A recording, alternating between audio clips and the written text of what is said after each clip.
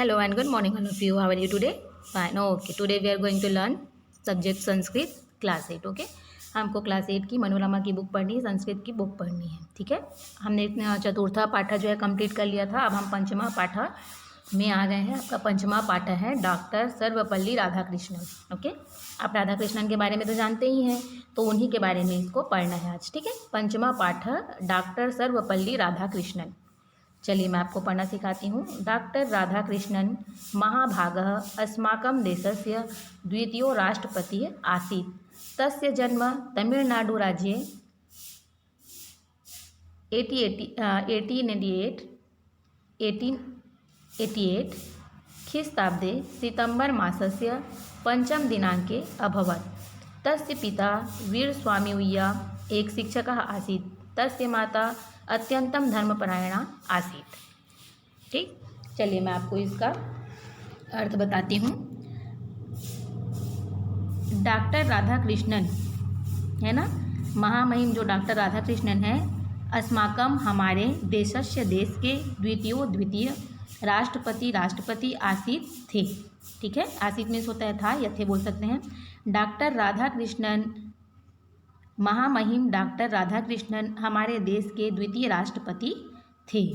ठीक है. तस्य जन्म उनका जन्म तमिलनाडु राज्य में 1888 ख्रीस्ताब्दे ईस्वी सितंबर माह की पंचम दिनांके 5 तारीख अभवत हुआ. ठीक है. उनका जन्म तमिलनाडु राज्य में 1888 ईस्वी में सन 1888 ईस्वी सन में सितंबर माह के 5 तारीख को हुआ.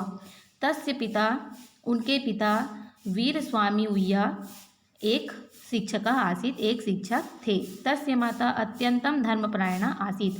उनकी माता बहुत धर्म में बहुत विश्वास करने वाली थी, या उनकी माता अत्यंत धर्मपरायण थी. ठीक है. चलिए आई रिपीट. डॉक्टर राधाकृष्णन महाभागः अस्माकं देशस्य द्वितीयो राष्ट्रपति आसीत्. महामहिम डॉक्टर राधाकृष्णन हमारे देश के द्वितीय राष्ट्रपति थे.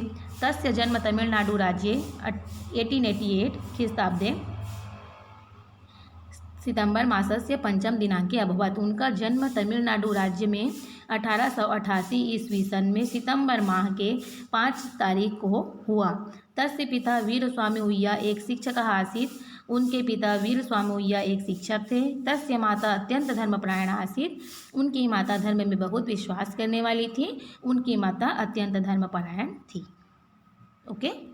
राधाकृष्णन महोदयस्य प्रारंभिकी शिक्षा स्वग्रामे एव अभवत्. राधाकृष्णन महोदय का प्रारंभिक शिक्षा अपने गांव में ही हुई. आरंभे सह पितुः संरक्षणे निर्देशने च विद्याभ्यासम अकरोत्. प्रारंभ में वह पिता के संरक्षण और मार्गदर्शन में, है ना, पिता का संरक्षण और निर्देशन यानी मार्गदर्शन में विद्या अभ्यास किया, अकरोत् किया. सह मद्रासस्य वह मद्रास के क्रिश्चियन कॉलेज नामक महाविद्यालय उच्च शिक्षा गृहीतवान्, उच्च शिक्षा प्राप्त की. सह तत्र उन्होंने वर्ष एवं 1911 ईस्वीये स्नातकोत्तर एम.ए. परीक्षा उत्तीर्णवान्. उन्होंने क्या किया, उन्होंने वर्ष 1911 ईस्वी में एम.ए. स्नातकोत्तर की परीक्षा उत्तीर्ण की. तस्य मुख्य विषय दर्शन शास्त्रम आसीत्. उनका मुख्य विषय क्या था, दर्शन शास्त्र था. ठीक है. I repeat. राधाकृष्णन महोदयस्य प्रारंभिकी शिक्षा स्वग्रामे एव अभवत्. राधाकृष्ण महोदय की प्रारंभिक शिक्षा अपने गांव में ही हुई. आरंभे सह पितुः प्रारंभ में वह पिता संरक्षण निर्देशने च पिता के संरक्षण और मार्गदर्शन में निर्देशन में विद्याभ्यासम अकरोत् विद्या अभ्यास किया. सह मद्रासस्य वह मद्रास के क्रिश्चियन कॉलेज नामक महाविद्यालय में उच्च शिक्षा गृहीतवान्, उच्च शिक्षा प्राप्त की. तत्र उन्होंने वर्ष 1911 ईस्वी में स्नातकोत्तर एम.ए. परीक्षा उत्तीर्णवान्. स्नातकोत्तर की परीक्षा उत्तीर्ण की। तस्य मुख्य विषय दर्शन शास्त्रम आसीत्, उनका मुख्य विषय दर्शन शास्त्र था। चलिए नेक्स्ट पैराग्राफ देखते हैं। डॉक्टर राधाकृष्णन महाभाग स्वभावेन शिक्षक आसीत्। डॉक्टर राधाकृष्णन महोदय स्वभाव से ही क्या थे, शिक्षक थे। सर सुदीर्घ कालम यावत् शिक्षण कार्यम अकरोत्, उन्होंने लंबे समय तक, है ना, वह लंबे समय तक शिक्षण कार्य किया। स शिक्षाया उच्च पदानि अलंकृतवान्, उन्होंने शिक्षा के उच्च पदों को भी सुशोभित किया। सः 1921 तमे वर्षे कोलकाता विश्वविद्यालय दर्शन विषयस्य प्राध्यापकः आसीत्। उन्होंने वे सन 1921 ईस्वी में, है ना, वर्ष में कोलकाता विश्वविद्यालय में दर्शन शास्त्र विषय के अध्यापक थे, प्रोफेसर थे। ठीक है। Doctor Radhakrishnan, I repeat, doctor Radhakrishnan महाभाग स्वभावेन शिक्षक आसीत्। डॉक्टर राधाकृष्ण महोदय जो है क्या है, स्वभाव से शिक्षक थे। सह सुदीर्घ कालम यावत् शिक्षण कार्यम अकरोत्, उन्होंने लंबे समय तक शिक्षण कार्य किया। स शिक्षायाम उच्च पदानि अलंकृतवान्, उन्होंने शिक्षा के उच्च पदों को भी सुशोभित किया। सः 1921 तमे वर्षे कोलकाता विश्वविद्यालय दर्शन विषयस्य प्राध्यापकः आसीत्। वह 1921 में के वर्ष में कोलकाता विश्वविद्यालय में दर्शन शास्त्र के प्राध्यापक थे। ओके।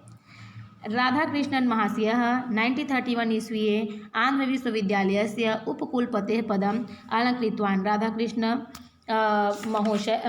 महाशय या महोदय, है ना, 1931 ईस्वी में आंध्र विश्वविद्यालय के उपकुलपति पद में अलंकृत हुए, सुशोभित हुए। ठीक है। 1931 ईस्वी में राधाकृष्ण महोदय ने आंध्र प्रदेश विश्वविद्यालय के उपकुलपति पद को सुशोभित किया, अलंकृत किया।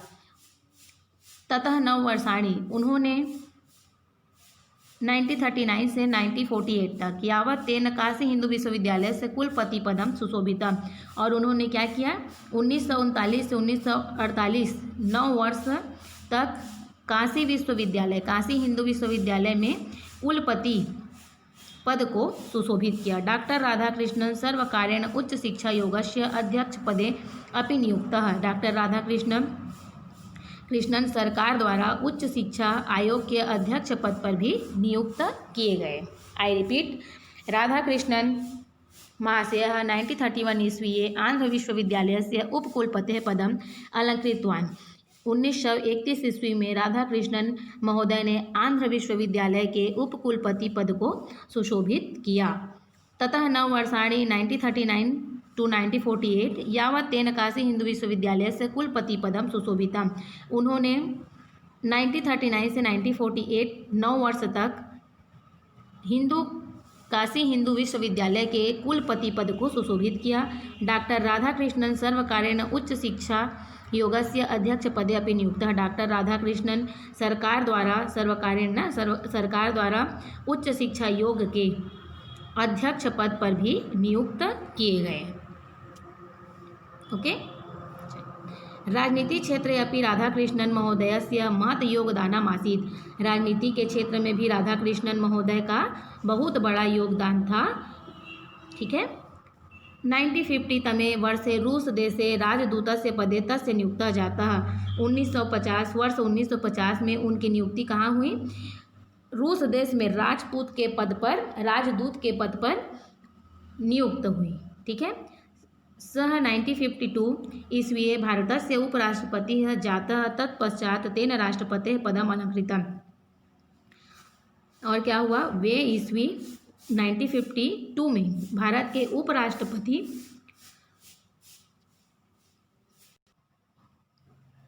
उपराष्ट्रपति हुए। ठीक है। तेन राष्ट्रपति पदम अलंकृतम, फिर राष्ट्रपति के पद को सुशोभित किया। राजनीति क्षेत्रे अपि राधाकृष्णन महोदयस्य महत् योगदानम् आसीत्। राजनीति क्षेत्र में भी राधाकृष्णन महोदय का बड़ा योगदान था। 1950 तमे वर्षे रूस देशे राजदूतस्य पदे तस्य नियुक्तः जातः। 1950 में उनकी नियुक्ति रूस देश में राजदूत पद में हुई। ठीक है, राजदूत के पद पर हुई। सः 1952 ईस्वी भारतस्य वह 1952 वे ईस्वी सन 1952 में भारत के उपराष्ट्रपति हुए। तत्पश्चात उसके बाद उन्होंने तेन राष्ट्रपति पदम अलंकृतम, उन्होंने राष्ट्रपति के पद को सुशोभित किया। ठीक है, फिर उन्होंने राष्ट्रपति के पद को सुशोभित किया। राधाकृष्णन महाभागः भारतीयदर्शनस्य पाश्चात्यदर्शनस्य च महान् पंडितः आसीत्। राधाकृष्णन महाभाग महोदय जो है ना, महामहिम राधाकृष्णन भारतीय दर्शन और पाश्चात्य दर्शन के बहुत बड़े पंडित थे, बहुत बड़े विद्वान थे। सह दर्शन विषय से अनेकानि पुस्तकानि रचयत्, उन्होंने दर्शन विषय के अनेक पुस्तकों की रचना की। दार्शनिक रूपेण तस्य ख्याति विदेशेषु अपि प्रसारिता, दार्शनिक रूप में उनकी ख्याति जो है विदेशों में भी फैली।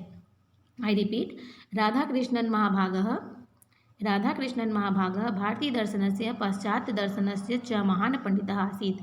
राधाकृष्णन महाभाग महामहिम राधाकृष्णन भारतीय दर्शन के, पाश्चात्य दर्शनस्य च और पाश्चात्य दर्शन के महान पंडित थे, महान विद्वान थे। वह सह दर्शन विषय से अनेकानि पुस्तकानि रचयत्, वह दर्शन विषय के अनेक पुस्तक, उन्होंने दर्शन विषय की अनेक पुस्तकों की रचना की। दार्शनिक रूपेण तस्य ख्याति विदेशेषु अपि प्रसारिता, दार्शनिक रूप में उनकी ख्याति विदेशों में भी प्रसारित फैली है। ठीक है,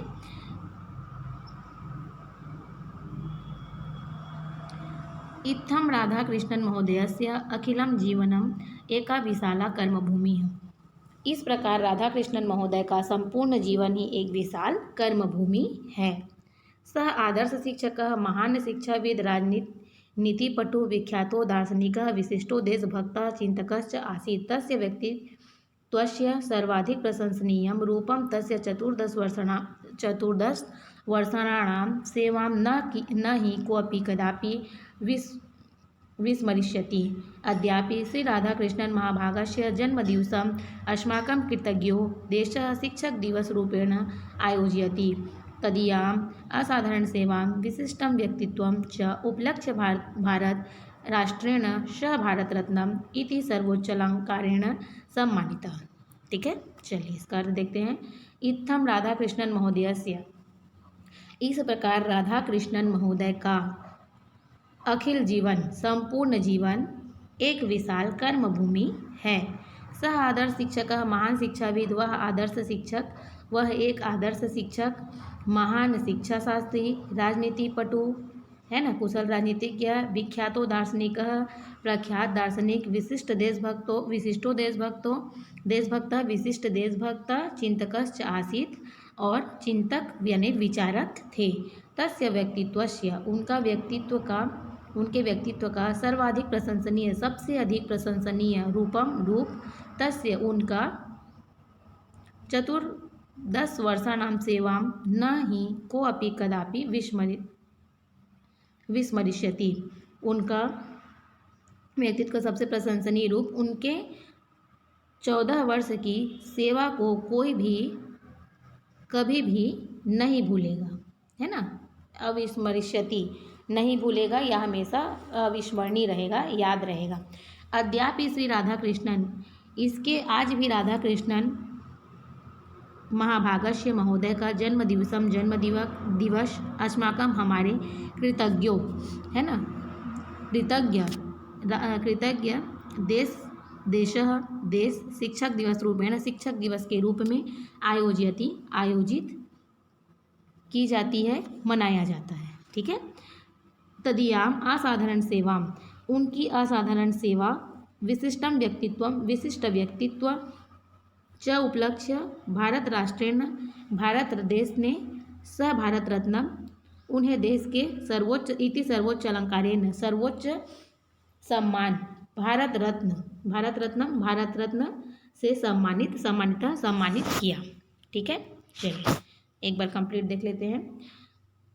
इत्थम राधाकृष्णन महोदयस्य अखिलम जीवनम एका विशाला कर्मभूमि, इस प्रकार राधाकृष्णन महोदय का संपूर्ण जीवन ही एक विशाल कर्मभूमि है। सह आदर्श शिक्षक, महान शिक्षाविद, राजनीति पटु, विख्यातो दार्शनिक, विशिष्टो देशभक्त, चिंतकश्च आसीत्। वह आदर्श शिक्षक, एक है ना, वह आदर्श एक शिक्षक, महान शिक्षा शास्त्री, कृतज्ञ कुशल राजनीतिज्ञ, प्रख्यात दार्शनिक, विशिष्ट देशभक्त और चिंतक विचारक थे।